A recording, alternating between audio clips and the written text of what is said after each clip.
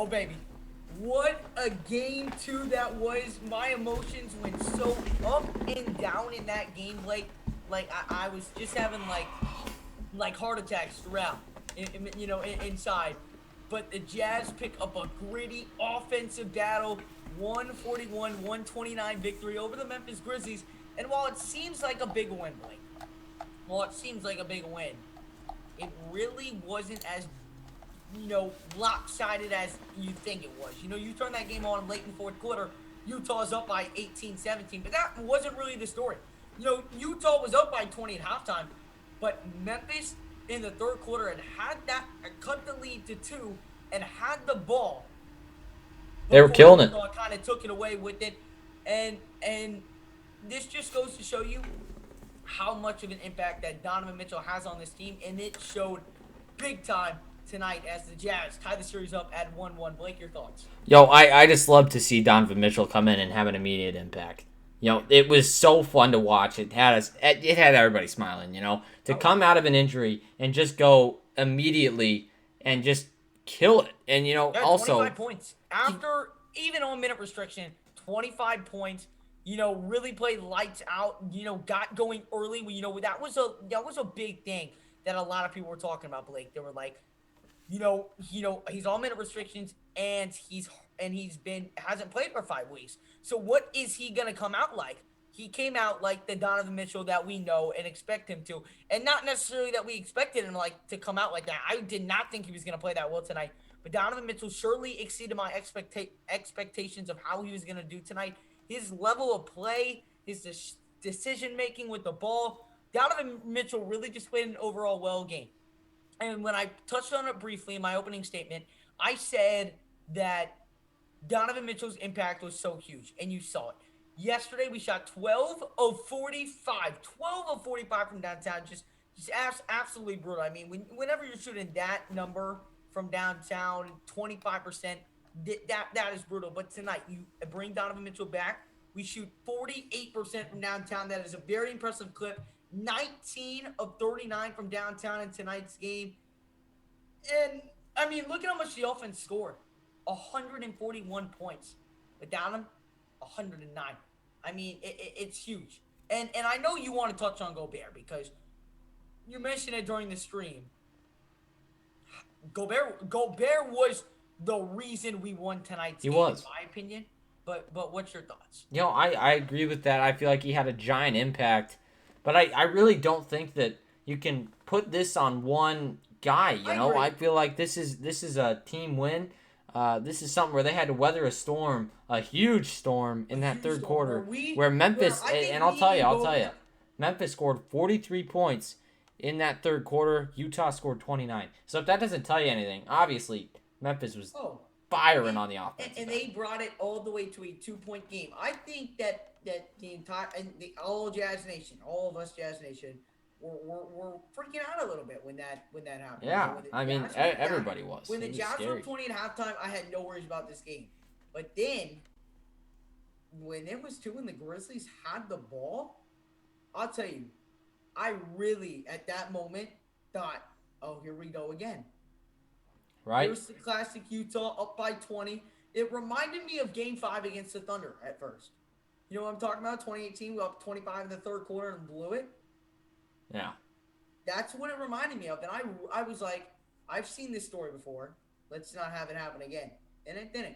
Utah came through and got it done when it mattered. And it was huge. That was big time. Gobert just was so active on that pick and roll with Mike Conley tonight. And shout out to Mike Conley, man. 20 points against his former team and 15 assists. I don't think you might have seen that, but he had 15 assists tonight.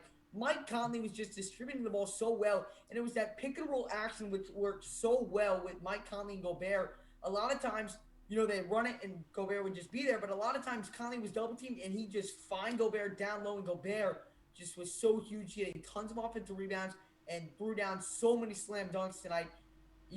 Just finding himself, not that, doing the slam dunk, that's important or any more important than a layup point-wise, but he was always able to find himself so open that he was able to. He was spreading the floor well, and Gobert really pressed me with this play tonight.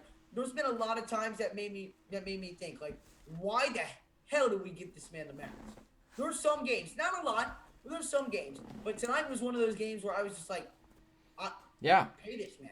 Yeah, Maybe not as much absolutely. as we he did, had for but a tonight, long time I in was that super game. impressed. For a long time in that game, it was just maximum effort from Gobert and from a lot of other guys, which actually led the Jazz to get their highest scoring output ever, 141 points. That's a franchise record for points scored, and it came at a time where they really needed it. 19 threes went down in this game for the Jazz, 8 for the Memphis Grizzlies, and that'll do you the game right there 2 times over. You know, huge. Especially when you give up 129 points. Yeah, no kidding. Yeah, thank. And then what was I gonna say? And how about that Gobert block on Morant? Big time. My God. Oh. Big time. And in fact, let me just check here. I want to see how many blocks he had. 4, I think. 4. It Maybe something like that. Oh, where is he? Gobert, 4 blocks, 1 steal. Yeah, I love it. Man, and listen, Royce O'Neal. How about Royce O'Neal? You know, Royce O'Neal's not the greatest three-pointer. And there was a point in the stream where you said, "Don't pass this man the ball. He cannot shoot threes."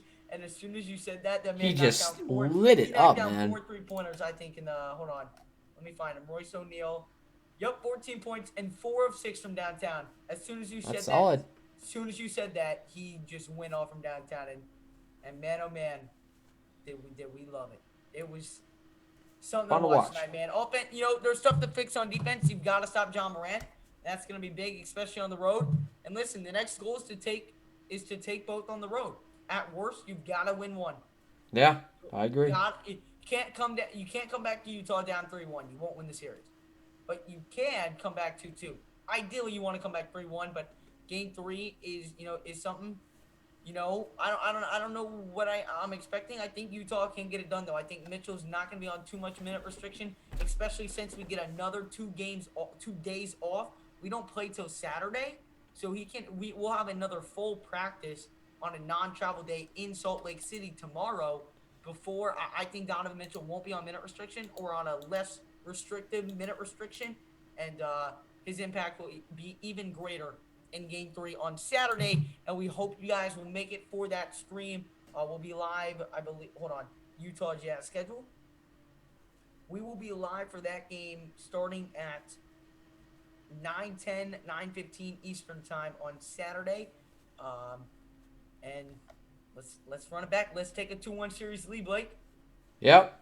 Absolutely, man. Let's do it. Make sure on your way out, guys, to smash up the like, hit that subscribe button, and ring that notification bell so you never miss any content here on the Jazz Huddle. That's all from me and Blake, or as my mom, I don't want to get my mom all mad at me, from Blake and I.